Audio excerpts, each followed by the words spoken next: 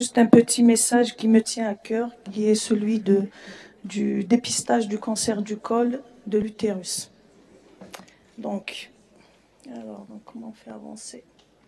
Alors, on sait tous que le cancer du col de l'utérus, c'est le troisième cancer au monde de la femme.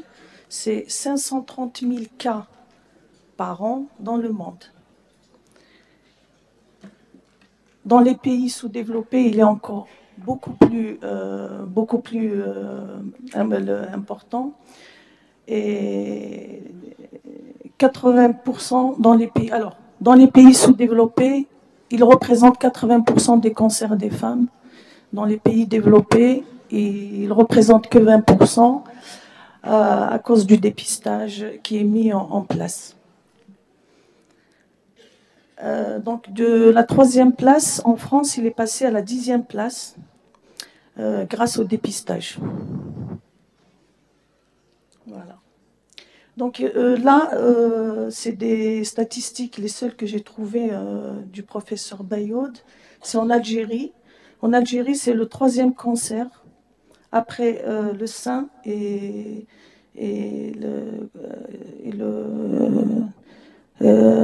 le 3e cancer après le sein, en matière de statistiques. Bon, ça, je vais passer. Alors, le cancer du col est une pathologie qui est idéale pour le dépistage. Pourquoi? Parce que le dépistage est peu coûteux, excellente sensibilité, excellente spécificité. C'est une cause importante de décès, à une phase préclinique assez longue. Donc et en phase préclinique, on dispose d'un traitement efficace. Le test est simple, acceptable par la patiente. Les enjeux du dépistage sont de 4 types. On a des enjeux pour les patientes, c'est améliorer leur qualité de vie, améliorer leur état de santé. Et pour les enjeux de santé publique, diminuer l'incidence des cancers du col. Les enjeux politiques, se mettre en norme quant aux recommandations des organismes de santé. Les enjeux d'organisation des soins, qui est notre thème aujourd'hui, c'est l'implication des médecins généralistes dans le dépistage du cancer du col. Parce que le médecin généraliste, il est au premier plan.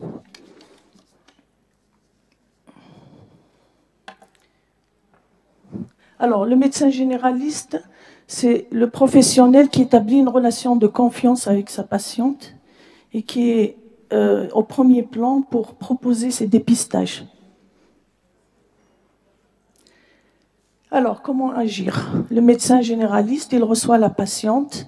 Il faut interroger systématiquement vos patientes sur la date de leur dernier frottis, en leur rappelant que le frottis ne s'arrête pas à la ménopause, en réalisant un frottis ou en adressant vos patientes à un gynécologue ou à un autre généraliste,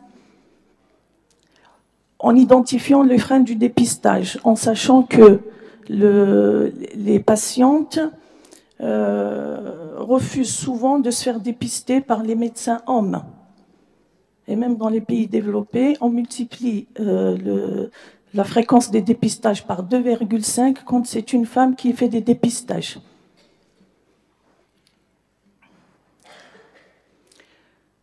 Alors, c'est ce que je disais tout à l'heure, le fait d'être incité au dépistage par un professionnel avec lequel une relation de confiance est établie est un facteur favorisant essentiel. En ce sens, vous avez un rôle déterminant dans la sensibilisation de vos patientes à l'importance d'un frottis régulier de dépistage. Tout omnipraticien doit savoir faire un frottis du col, de l'utérus de bonne qualité et être organisé pour pouvoir en pratiquer en son cabinet.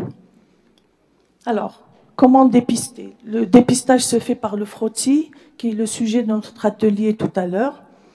Qui dépister? Toutes les femmes de 25 à 65 ans devraient être dépistées. Tous les 3 ans. À partir de 25 ans, si elle a une activité sexuelle. Ou bien il faut faire 2 frottis à 1 an d'intervalle, ensuite triennal. Parce que pourquoi 1 an? C'est pour éviter les faux positifs, les faux négatifs, pardon. quand on reportait un frottis, on ne peut pas faire un frottis quand la femme a ses règles ou quand elle a une infection. Alors, il y a deux sortes de frottis, le frottis conventionnel et le frottis en phase liquide. Aucune étude n'a démontré la supériorité de l'un par rapport à l'autre. Voilà. Donc, juste là pour vous, la mise en place d'un spéculum et on visualise directement le col. Non, je ne vais pas passer. Donc, le matériel qu'il faut pour un dépistage du cancer du col, des lésions dysplasiques plutôt. Alors, il vous faut un spéculum, bien sûr. Alors, il vous faut une pince d'air. Il vous faut une lame pour étaler et de quoi fixer. Donc, on a tout ça. Très simple, c'est des matériaux qui sont à la portée de tous. Hein. C'est des spatules d'air. Alors, ici, ce qui est intéressant... Pourquoi il ne marche pas? Oui, il ne marche pas. Ce qui est intéressant il y a d'autres types de pinces parce que le cancer du col ne naît pas n'importe où. Il naît au niveau de la jonction pavimento-cylindrique. Voilà. Donc, ça c'est le col. Je ne sais pas pourquoi ça ne marche pas. Attendez.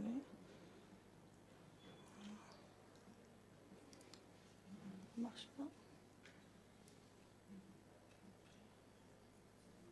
Ça ne marche pas. Ouais, voilà. Donc, ça c'est le col. Le col est une maladie infectieuse. Le cancer du col est une maladie infectieuse. Elle est provoquée par l'HPV, qui sont des virus hautement oncogènes. Ils ne pénètrent pas par n'importe quoi. Ils pénètrent par la zone de jonction. Ça, c'est l'épithélium malpighien exocervical. Ça, c'est l'épithélium endocervical. Et quand on fait le frottis, on doit ramener des cellules à ce niveau-là pour avoir un aperçu sur l'état des cellules endocervicales et exocervicales. Voilà. Il faut savoir que 10% des cancers c'est des adénocarcinomes qui se développent aux dépens de ce tissu. Et 80% des cancers sont des carcinomes épidermoïdes qui se développent à partir des cellules malpighiennes, surtout à l'extérieur. Voilà, ça c'est un col normal. Ça, c'est un col normal. Ça, c'est l'épithélium pavimentaire. Ça, c'est l'endocole. Et ça, c'est la zone de jonction. La zone de jonction avec une glaire normale.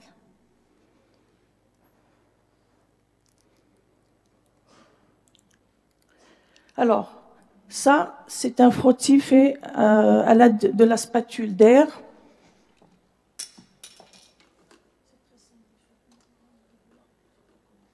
J'ai des vidéos, mais je n'arrive pas à les ouvrir. Alors, on fait un frottis à l'aide de la spatule d'air et on l'étale sur une lame. Et ensuite, on fixe. Et on envoie au laboratoire. Et quand on ne voit pas la zone de jonction, celle-ci,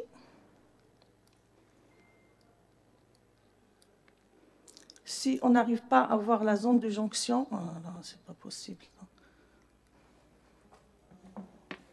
Quelqu'un peut m'aider ?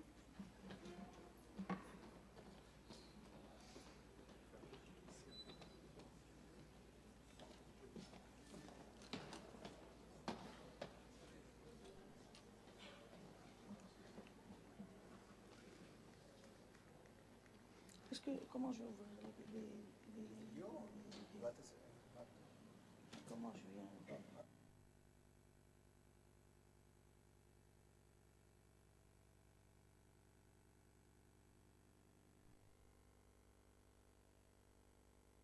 Ça, c'est un prélèvement avec le cytobroche qui ramène des cellules endo- et exocervicales.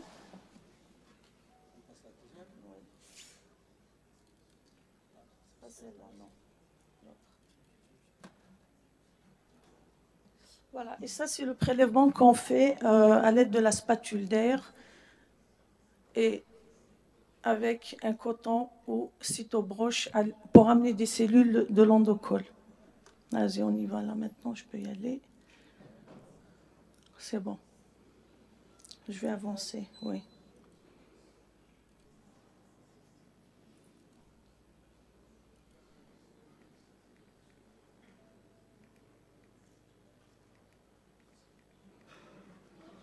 Ensuite, on verra ça à l'atelier tout à l'heure pour l'étalement des cellules. Alors, vous allez faire un frottis, vous allez recevoir les résultats. Il faut savoir que sur 100 frottis, il y a 5 à 6% qui seront anormaux. Alors, on a les frottis Ascus, 2 à 3%. Les médecins généralistes sont concernés par cela surtout, et en partie par cela. Vous pouvez prendre en charge ces patientes. Ça, c'est la concordance. Alors, voilà, donc les recommandations, c'est très important. Alors, vous avez vos résultats de frottis. Alors, le frottis revient normal, vous rassurez la patiente, vous lui dites, vous revenez, dans 3 ans, on fait un frottis. C'est très bien. Ensuite, s'il y a un CIN 1, 2 ou 3, vous en référez à votre collègue spécialiste, gynécologue. Vous, les médecins généralistes, vous êtes concernés par la... Pourquoi il ne marche pas? Vous êtes concernés par la colonne du milieu. On avait vu jusqu'à 3% des résultats. Quand vous avez un ascus, vous avez 2 solutions qui s'offrent à vous. Soit vous rassurez la patiente, vous lui refaites un frottis 6 mois après. S'il est normal, vous refaites un autre frottis 3 ans après.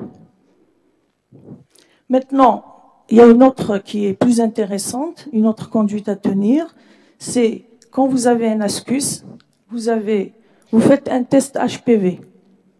Si le test HPV est négatif, vous refaites un frottis 3 ans après. Vous êtes tranquille. Si l'HPV est positif, vous en référez à votre gynécologue avec qui vous travaillez ou vous correspondez pour faire une colposcopie, éventuellement une biopsie. Bon, maintenant, si vous avez un CIN1, il ne faut pas tirer l'artillerie, il ne faut pas s'affoler. Un CIN1 nécessite juste une surveillance cytologique. On fait une cytologie 6 mois après. Même si ça persiste, ça peut attendre 2 ans sans mettre en danger la vie de la patiente. La plupart des CIN1 évoluent très rarement vers des hauts grades. Il peut persister. Maintenant, s'il persiste au-delà de 24 mois, vous pouvez vous référencer au spécialiste qui, lui, en cas de persistance de CIN1, CIN2 ou CIN3, il va faire une colposcopie, qui est un examen sous loupe, éventuellement la destruction des lésions quand elles sont petites au laser, ou faire une conisation. Une conisation, c'est aller chercher une